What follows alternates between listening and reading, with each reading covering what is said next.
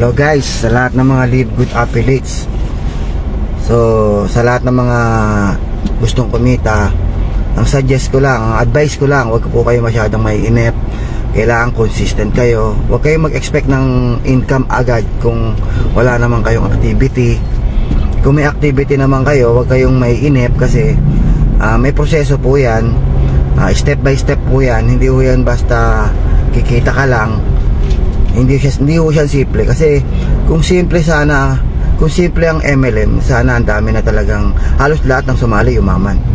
So maraming yumaman, oo, kumpara sa employment, mas maraming yumaman sa industry ng MLM. Oo. Pero hindi ho yan simple. Kasi kung ulitin ko, kung simple yan, sana lahat ng sumali yumaman. So mindset lang po yan, mindset. Once na sumali kayo sa gantong industriya, dapat i-mindset nyo na sarili nyo na hindi ito simple. Hindi siya ganun kadaling makuha yung success. Pero hindi rin siya ganun kahirap. Oo, kasi may proseso lang. Nagiging mahirap lang siya sa'yo kasi ayaw mong daanan yung proseso. Nagiging mahirap lang sa'yo kasi yung expectation mo. Yung expectation mo ay mali. So, doon lang siya nagiging mahirap. Pero kung sa simula pa lang mindset mo na yung sarili mo, yung expectation mo inayos mo na, hindi ka mahihirapan. Kasi karamihan sa mga nagsisimula sa gantong negosyo, okay, nag-give up sila kasi hindi nila na-meet yung expectation. Okay, hindi kasi tama yung expectation mo, kaya ka nahirap, kaya hindi mo na-meet agad. Kaya yung iba sumusuko, kala nila ay mahirap pala.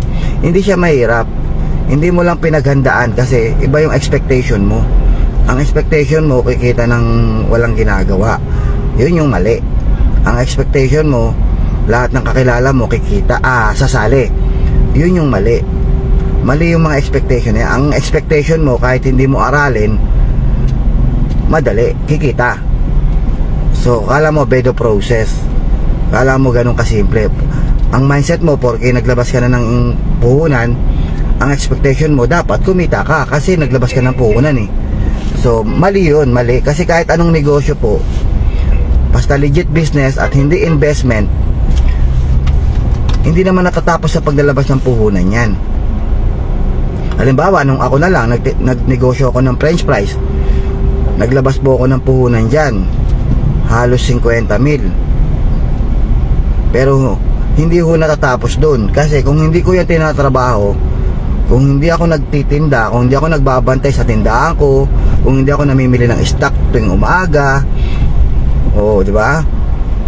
Kung hindi ko sinasarapan yung paninda ko, so hindi rin ako kikita. So hindi natatapos sa puhunan. So dapat pag pumasok ka sa Live Good, ihanda mo yung sarili mo kung ano yung dapat mong i-prepare at ano yung dapat mong expect at ano yung hindi mo dapat ini-expect. So dun lang talaga nagkakatalo. Kasi ako, parang ikaw din sumali, na-invite ka, na-invite din naman ako, pareho lang naman tayo eh. Ano pagkakaiba? Bakit kumikita kami, bakit yung iba hindi?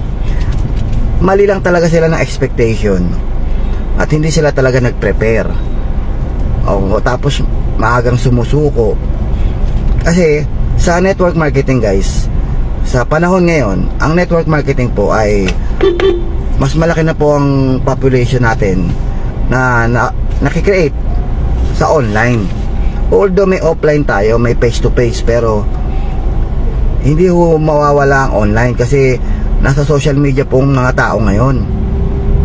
Kahit nga magtinda ka ng lutong ulam i-post mo sa social media yung mga kabarangay nyo, mga kapwa mo dyan sa lugar nyo, ayan, makikita yan kasi halos minuto nga may nakasilip sa online, sa Facebook.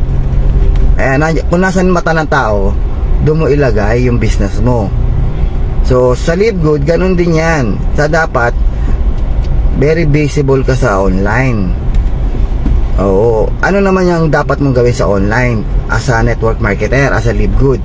Post ka lang ng post ng Live Good, tapos mag-content ka, yung mukha mo kita, ikaw yung nagsasalita, magbigay ka ng values. Oo, magbigay ka muna ng values sa mga tao para magkaroon ka ng pangalan, para makilala ka nila na itong tao na to nagmo-motivate lagi ito, itong tao na to nagbibigay ng values. Tingnan nyo si Chinkitan, nagbibigay ng values, at the same time nag-o-offer siya ng business, nag-o-offer siya ng product. Ano yung mga business na Chinkitan?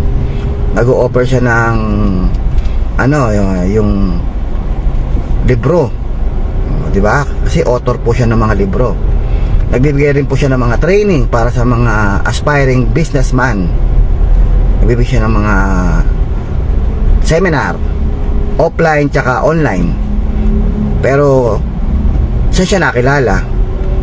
Nakilala siya sa pagbibigay ng values. So tumatak sa utak na tao na itong tao na to, itong si Chinkitan ay magaling sa negosyo kasi ang dami niyang nalalaman. Okay? Kumikita pa siya sa vlog niya. At the same time, promotion pa yun ng sarili niya. Nagkakaroon siya ng branding. Okay? Nagkakaroon ng tatak yung salitang Chinkitan. Sino si Chinkitan? Motivator. Financial advisor. Doon siya nakilala. Hindi siya nakilalang, si Chinkitan sino yan? Negosyante. Hindi siya nakilala sa ganun. Pero totoo, negosyante si Chinkitan. Kasi sa vlog niya, habang nagbibigay siya ng values, meron siyang mga ino-offer.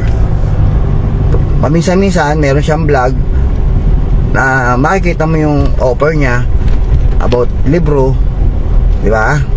Yung libro niya, yung seminar niya, online tsaka face to face, yun yung business niya, maliban doon sa vlog niya. So sa Live Good, ganun din gawin mo sa network marketing. Gawin mong career yan. Kasi sila Ross Martan, dati hindi naman yan seller TikToker lang yan.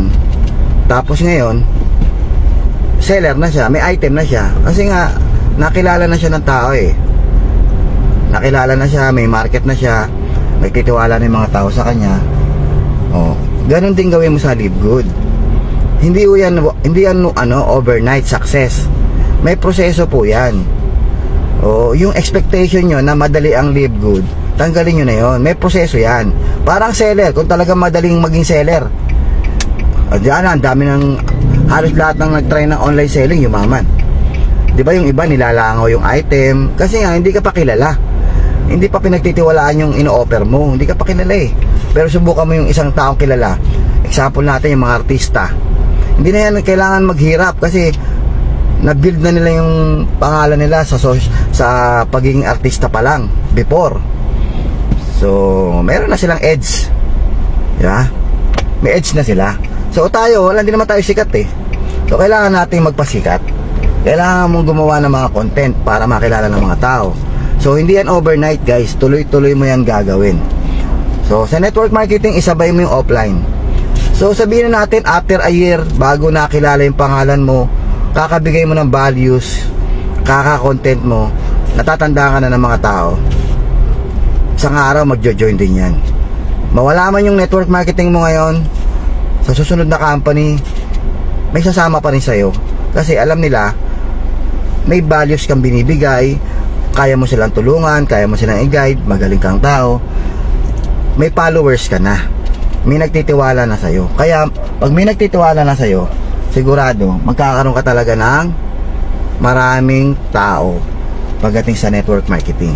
So yan yung sistema ngayon. Kung makikita mo marami ng yumayaman, hindi ho kasi lahat ay magaling na networker.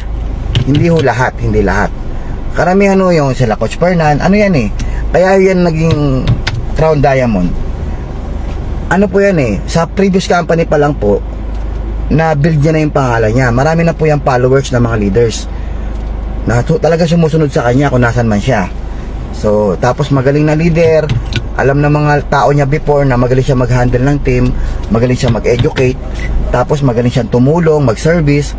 Kaya instant downline, pagpasok niya sa Live Good, sumasama sa kanya yung mga tao niya before.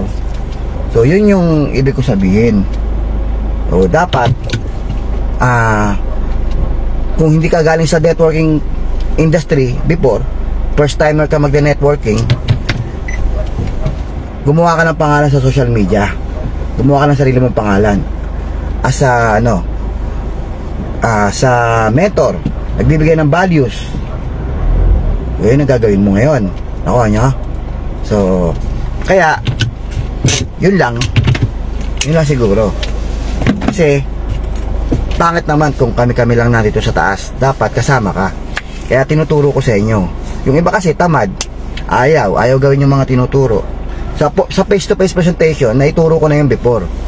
Panoorin nyo na lang. Lalagay ko na lang dito sa description yung paano gawin yung face-to-face presentation. So, yun lang. Maraming salamat. And God bless sa inyo lahat. Commission na naman mamaya.